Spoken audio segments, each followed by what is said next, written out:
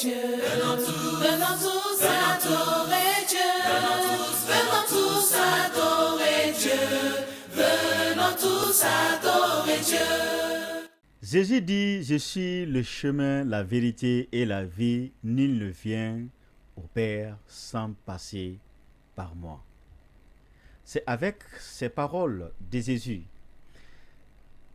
qu'il a déclaré lui-même que nous voulons vous dire bonjour et bienvenue dans votre émission Paroles de vérité et de vie sur Guioma TV. Nulle part ailleurs. Ici, c'est la parole de vérité. Ici, c'est la parole de vie. La vie chez vous, parce que Guioma est proche de vous.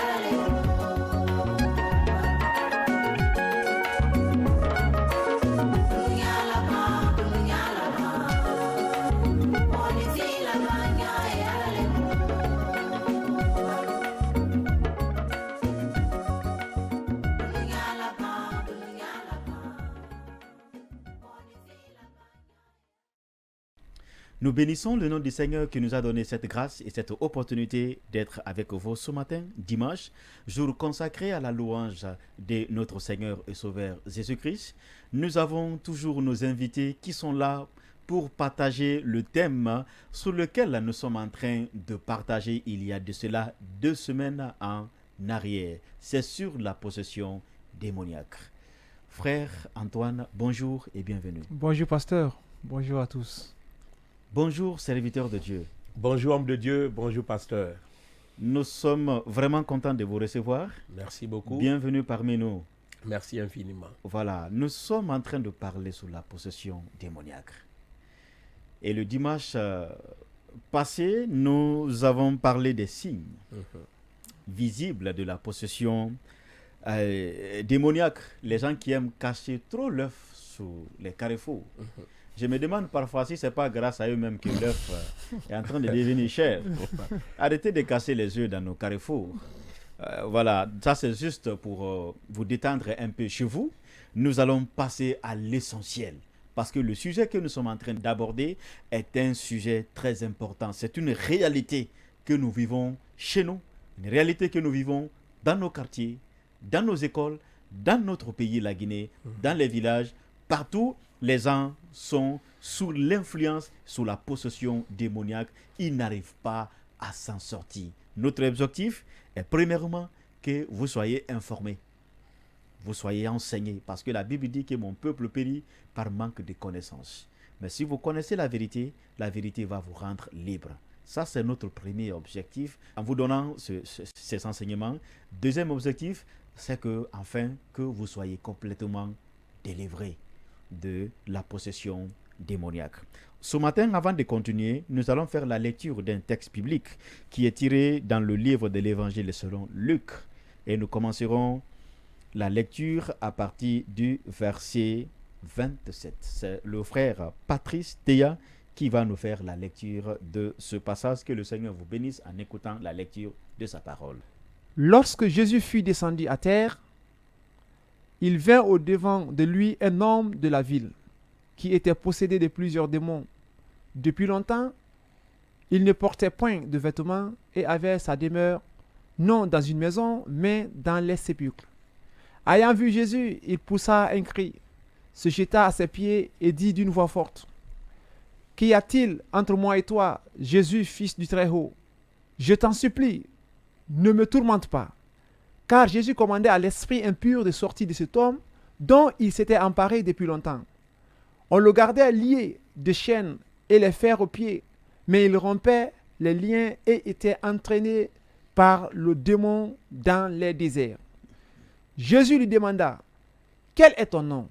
Légion, répondit-il, car plusieurs démons étaient entrés en lui. Et il priait instamment Jésus de ne pas leur ordonner d'aller dans l'abîme. Il y avait là, dans la montagne, un grand troupeau de pourceaux qui passaient, et les démons supplièrent Jésus de leur permettre d'entrer dans ces pourceaux, et il le leur permit. Les démons sortirent de cet homme, entrèrent dans les pourceaux, et le troupeau se précipita des pentes escarpées dans le lac et se noya. Ceux qui les faisaient paître, voyant ce qui était arrivé, s'enfuirent et répandirent la nouvelle dans la ville et dans les campagnes. C'est une histoire d'un homme. On l'appelle généralement le fou de Gadara, n'est-ce pas, pasteur? Voilà, c'est le fou de Gadara. La Bible dit dans le contexte que Jésus est descendu à terre de la barque, il vint devant lui un homme qui était possédé par plusieurs démons. Donc on peut être possédé par plusieurs démons selon ce texte. Et voici les manifestations visibles de ces démons dans la vie de cet homme. Il ne portait pas d'habit. J'ai envie de dire qu'il y a aussi l'esprit de nudité. Les gens qui aiment trop exposer des parties intimes, c'est aussi des esprits. Parce que cet homme, la Bible dit que, voilà, il ne portait pas de vêtements. Il avait sa demeure dans les sépulcres. Donc lui prend plaisir dans les endroits pas normaux. Donc des gens qui sont parfois, qui mènent des activités hors du commun, hors normes, qui dépassent les bornes. Parfois, ce sont des signes de la possession démoniaque selon ce texte. Et quand il a vu Jésus, la Bible dit qu'il se jeta à ses pieds et il dit d'une voix forte, qu'y a-t-il entre toi et moi? Nous remarquons ici que les démons ont peur de Jésus. Les démons n'ont pas peur des êtres humains. Qui que tu sois, quel que soit ton rang social, quel que soit ton métier, même si tu t'es fait appeler chercheur de démons, le démon n'a pas peur de toi. Mais le démon a peur de Jésus. Parce que c'est le Créateur incarné qui est là. Et une fois Jésus devant ce démoniaque, ce n'est pas la personne qui agissait, comme nous avons dit dans la définition de la possession démoniaque, c'est quelqu'un qui n'est pas libre de ses mouvements. Alors, c'est le démon qui se prosternait devant Jésus pour supplier Jésus, pour lui demander qu'y a-t-il entre toi et moi, et qui même à la fin du chapitre va demander à Jésus de ne pas les amener dans l'abîme. Mais Jésus a ordonné que ces démons-là rentraient dans les troupeaux de cochons qui sont partis se jeter dans la mer. Cet homme a été complètement délivré par la présence de Jésus, par la parole de Jésus. Votre délivrance se trouve dans la parole de Dieu. Votre délivrance se trouve dans la personne de Jésus. Amen. Pasteur, aujourd'hui, nous allons continuer avec toujours les signes visibles de la possession démoniaque. Nous avons parlé des gens qui tombent. Nous avons parlé des gens qui ont... la jalousie démesurée, la colère peur démesurée, la peur chronique.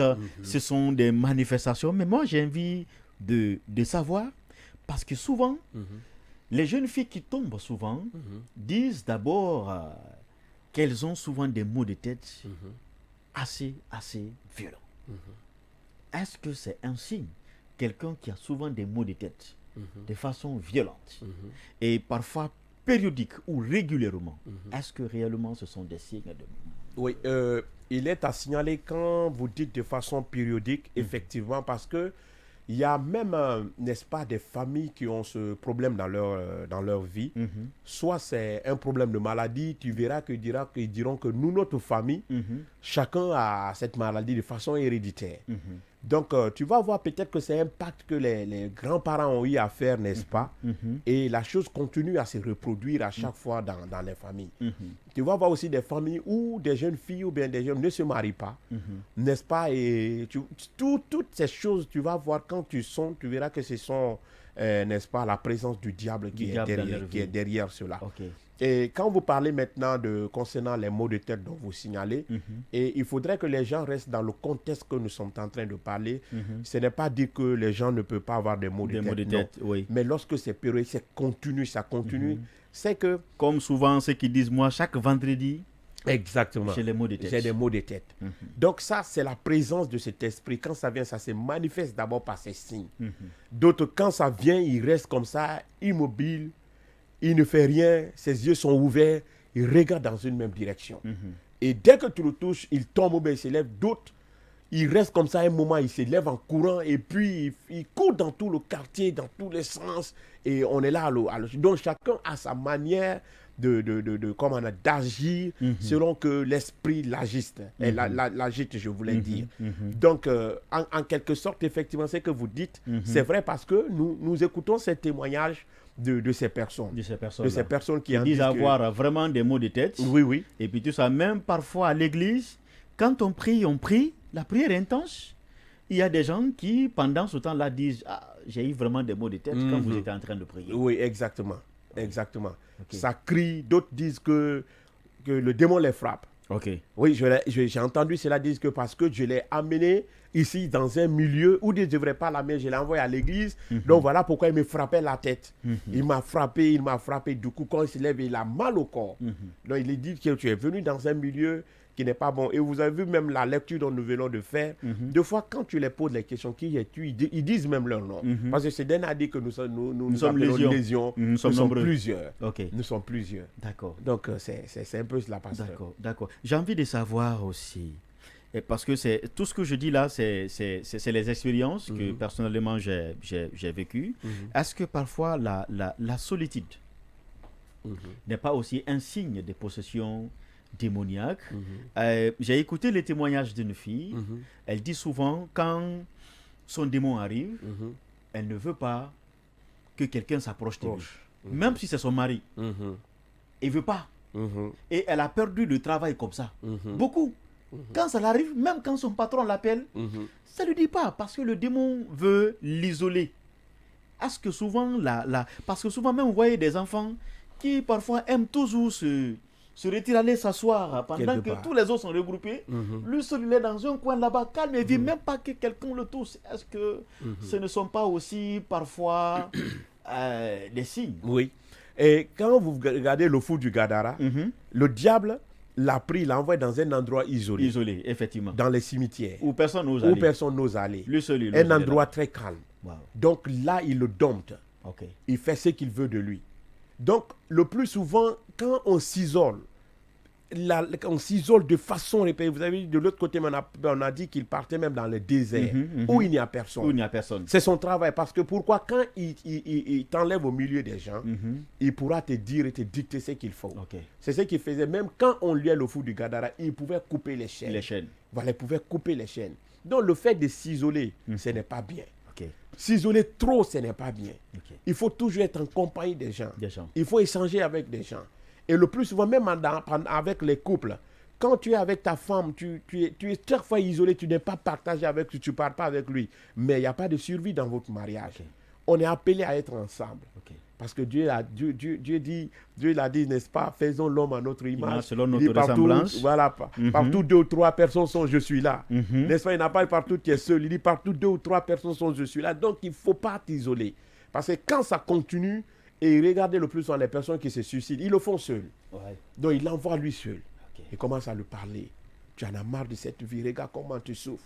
Donne-toi la mort, c'est la solution. Et la personne fait un cri, et puis directement, il se tue par pendaison, et puis il part. Devant personne. Parce que s'il y a quelqu'un, on pourra le sauver, on pourra lui dire ça, pour dire non, ne le fais pas, ce n'est pas bien. Donc c'est effectivement l'un des signes du fait de continuer la solitude, la solitude, l'isolement, aller dans des endroits, d'autres aiment aller dans la forêt, lui seul s'asseoir sur les montagnes, devant se bordir de la mer. Et généralement, ces personnes, quand tu sondes leur vie, tu verras, il y a un esprit qui est là avec eux. Qui est là, qui provoque parfois même les sauts d'humeur. Oui, oui. Parfois, du coup, la personne dit, je ne sais pas comment ça arrive, c'est indépendamment de ma volonté, avec mon mari, parfois, dès qu'il vient, je n'ai même pas envie de le sentir, je n'ai même pas envie de l'écouter. Tout à fait. Ça là. Et même le mari, des fois, pour ceux qui ne sont pas dans eux, qui ne connaissent pas, il dit que dès que ça arrive à... Ça a encore commencé, hein. Lui, quand ça le commence encore, c'est comme ça, tout le monde n'a qu'à le laisser. On le laisse et puis ça va passer. Quand ça va passer. Okay. Et quand ça passe, il revient encore vers toi. Oui, chérie, ça va, et puis ça continue. Mais ça commence. Voilà, ça continue. Donc, vous avez vu, c'est comme ça, ils mènent leur vie.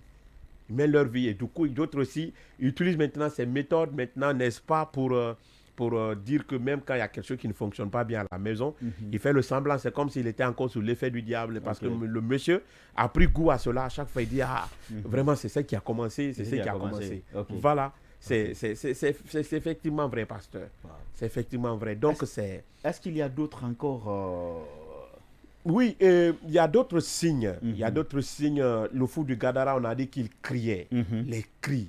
Vous voyez quelqu'un qui crie, oh, dans le quartier, ça crie, ça donne des coups, ça crie. Vous vous demandez, mais qu'est-ce qui ne va pas?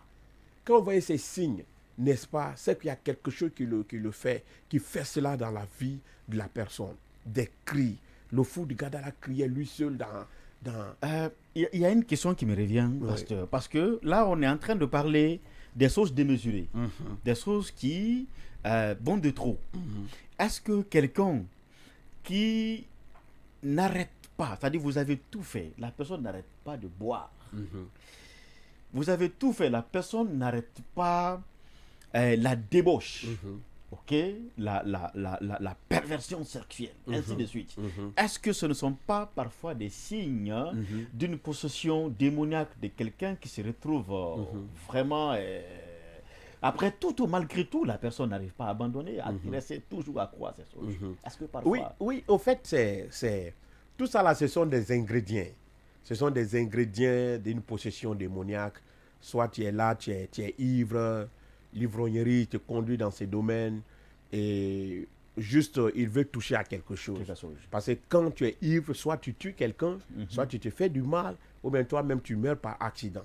Et c'est la finalité qu'il cherche. Là où tu dois finir, c'est ce qu'il recherche. Mais tu utilises, n'est-ce pas, par rapport à ce que tu es accro. Qu'est-ce que tu aimes le plus? Comme je l'ai dit tout à l'heure, quelle est ta faiblesse? C'est là que le diable regarde, c'est là-bas que le Satan regarde.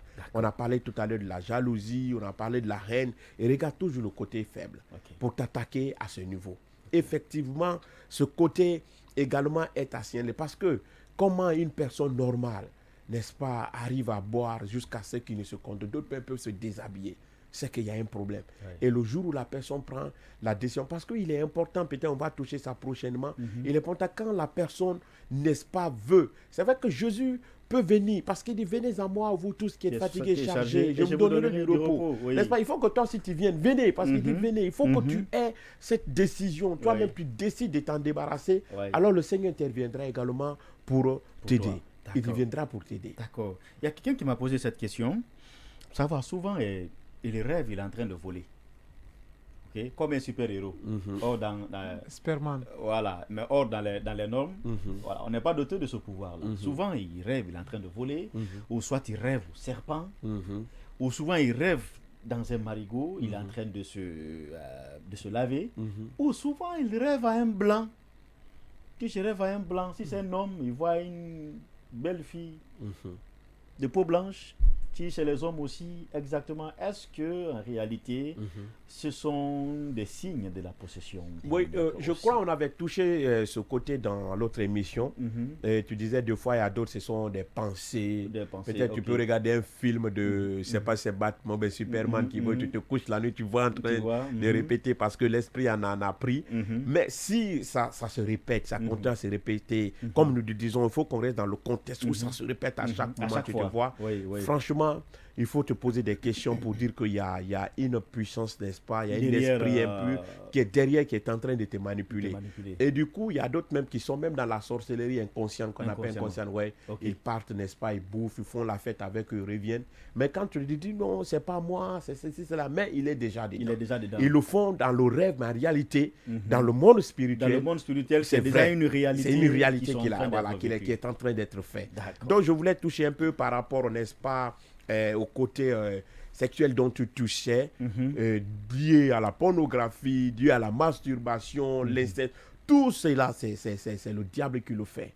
C'est le diable qui le fait. Ce sont des signes. Ce sont des signes de la présence démoniaque. Parce que imagine, quand quelqu'un, n'est-ce pas, commence déjà à faire cette masturbation, n'est-ce pas, qui n'est pas une bonne chose. Qui n'est pas une bonne chose. Cette sémence dont tu es en train, n'est-ce pas, de gaspiller, ça part où? Tu es en train de faire quelque chose qui n'est pas du tout joli à voir. Ce sont des signes. Quand tu accrois à cela, ce sont des signes. Et la Bible dit que notre corps est le temple du Saint-Esprit. Celui qui utilise mal le corps de Dieu, la Bible dit qu'il va rendre compte à Dieu de ce qu'il a fait de son corps. Tous ces membres que nous avons ont bien une fonctionnalité. C'est une bonne fonctionnalité, mais ça doit être dans le cadre normal comme Dieu l'approuve. Donc, voilà un peu. D'accord. Donc, voilà, aimables téléspectateurs, les quelques signes aussi visibles de la possession démoniaque. Les maux de tête, façon démesurée. La colère, démesurée. La peur, démesurée. La jalousie, démesurée. Les rêves nocturnes. Tu te vois avec des plans, tu te vois en train de voler, tu te vois dans un fleuve où tu te vois pourchassé, soit par des militaires, ou tu te vois pourchassé par un serpent, ou il y a d'autres même, ils rêvent jusqu'à dans la réalité, ils se lèvent en train de crier. Ils se lèvent en train de crier. J'ai vu quelqu'un qui a été mordu. Il a été mordu dans le rêve et dans la réalité, ses pieds se sont enflés. Réellement. C'est possible. C'est un ami, il est aux États-Unis. Il m'a dit, pasteur, prie pour ma maman parce qu'elle a rêvé juste. Le serpent l'a mordu et puis elle se lève le matin, son pied est enflé. Il a dit que c'est l'œuvre de la sorcellerie. Nous allons prier pour anéantir, pour détruire ce qui a été semé dans le spirituel pour ne pas que ça se répercute sur le physique parce que c'est d'abord le spirituel. Avant qu'un ingénieur ne bâtisse une maison, l'ingénieur pense d'abord au plan de la maison, Oui. il dessine le plan de la maison et puis il travaille pour l'édifice de la maison. Et donc, c'est comme ça le monde spirituel aussi agit dans la vie des gens. Ils agissent dans le monde spirituel pour que ça puisse se répercuter sur votre vie physique. Donc, ce sont des signes, si vous constatez, ne banalisez pas. Priez. Si vous ne pouvez pas prier, faites appel à un pasteur, à une église proche de vous, ou vous pouvez nous contacter sur les numéros que vous voyez défiler. Il y a le numéro de pasteur Antoine qui est du côté de Koya. Pasteur, votre numéro s'il vous plaît. Mon numéro, c'est le 620 25 42 92. D'accord. Le 620 25 42 92. Nous sommes à Koya, précisément à Somaya Somaya. Mosquée. Ok. N'est-ce pas? Nous sommes dans le secteur Kobamanea. D'accord. Nous sommes de la communauté apostolique Mont des Des Béatitudes. Béatitudes. Donc, quand vous rentrez en contact avec nous par la grâce de Dieu, D'accord. on essaiera de faire ce que Dieu voudra. Dieu vous fera grâce. N'hésitez pas de contacter le pasteur Antoine, n'hésitez pas de contacter le numéro de l'émission ou n'hésitez pas de contacter une église proche de chez vous qui vont vous aider gratuitement pour que vous soyez complètement délivrés. Avant de fermer les portes et fenêtres de cette émission, laissez-moi vous faire la lecture d'un passage tiré dans le livre des Actes des Apôtres, le chapitre 4, verset 12. Il est écrit: « Il n'y a de salut en aucun autre, car il n'y a sous le ciel aucun autre nom qui ait été donné parmi les hommes par lequel nous devrons être sauvés. » Amen. Il n'y a que Jésus. Amen. Son nom suffit pour que vous soyez délivrés. Le dimanche à venir, je vais vous donner un témoignage de ce que le nom de Jésus peut faire pour vous.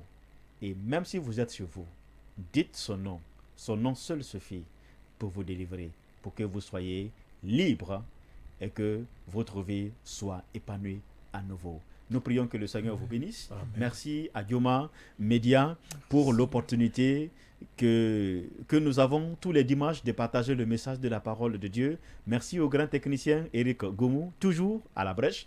Merci au frère Frédéric, toujours disponible. Merci au grand technicien. Oui, pour moi, c'est le plus grand technicien, le frère Simankan. Que le Seigneur vous bénisse abondamment. Merci à tous les grands techniciens de Gioma. Merci à tout ce que Gioma apporte en Guinée, mais aussi particulièrement pour toute l'Église en Guinée, en Afrique et partout ailleurs dans le monde. Nous prions que le Seigneur bénisse Gioma Média, que Gioma Média continue d'impacter la Guinée, l'Afrique et le monde entier. On se donne rendez-vous le dimanche prochain. Que le Seigneur vous bénisse. En Jésus, vous avez la victoire. Au revoir.